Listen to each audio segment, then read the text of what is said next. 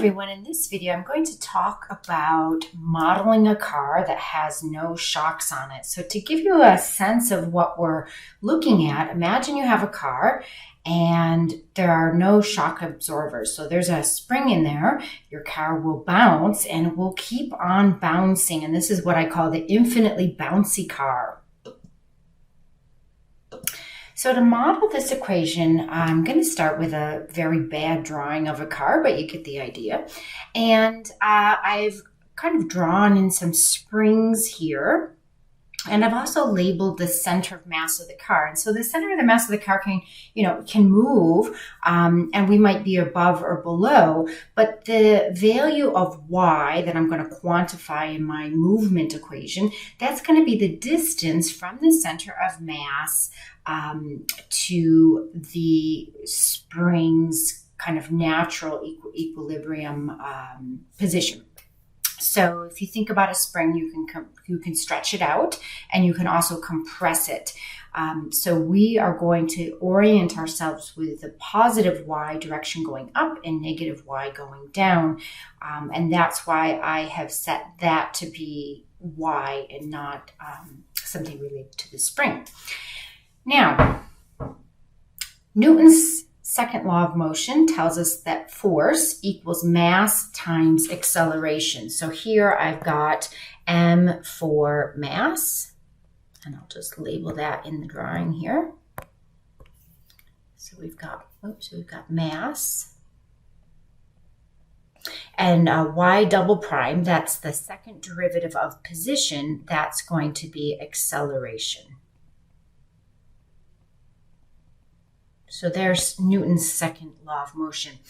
And then we also know something about the force related to a spring. And so we have force is proportional to the stretched out length, how far we've stretched out that spring. So again, I'm orienting my coordinate system so that the positive y direction is up.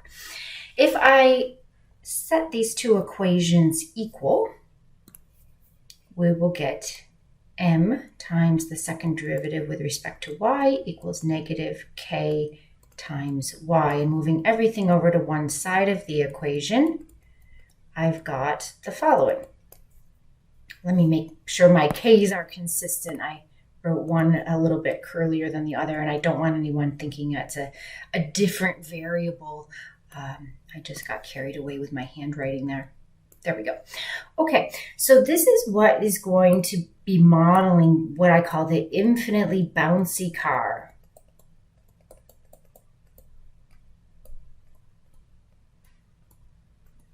And the reason why it's infinitely bouncy is because we don't have anything to slow down or to dampen those bounces. We've taken out the shock absorbers in the car for some reason, and once we hit a bump, the car is going to keep on bouncing up and down.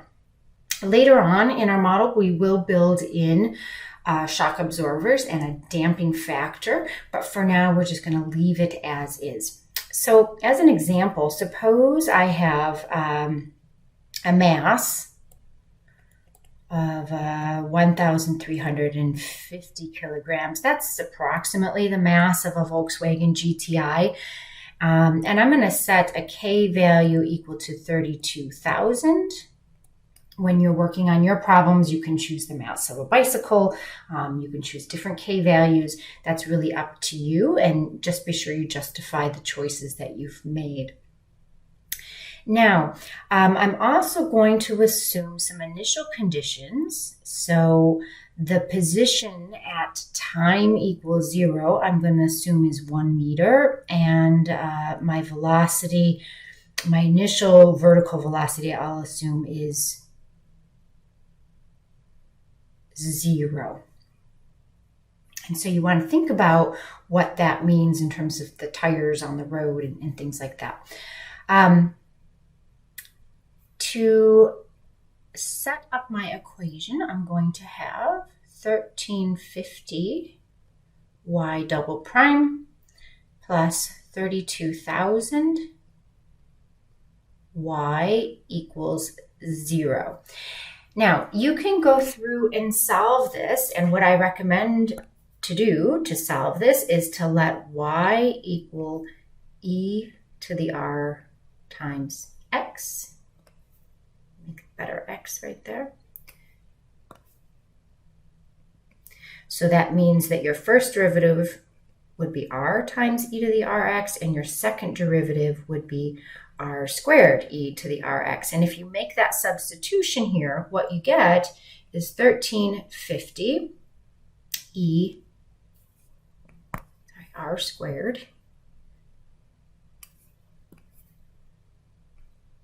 e to the rx plus 32,000 e to the rx equals 0, and I'm going to factor out an e to the rx, and I'm left with 1350 r squared plus 32,000. And certainly e to the rx, if I set that equal to 0, that gives me no solution. And so really the interesting part of the solutions for this are going to come from solving this quadratic equation. And what you will end up with are two complex roots. And I'll let you go through the derivation of that kind of offline. Maybe I'll make another video about that. But for now, what I'll do is I'll show you how to use technology to get the solution and what the solution would look like.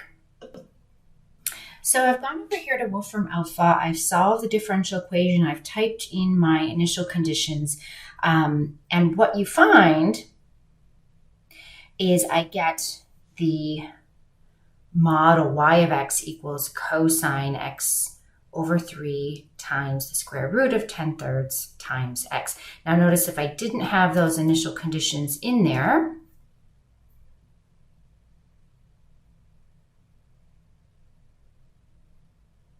you get a more general solution. But going back to what I had with my initial conditions in there, you can see the solution. We can see the oscillations. So we can see the infinitely bouncy car coming out in our solution here. So if we want to get a better idea of that graph, we can come over here to Desmos.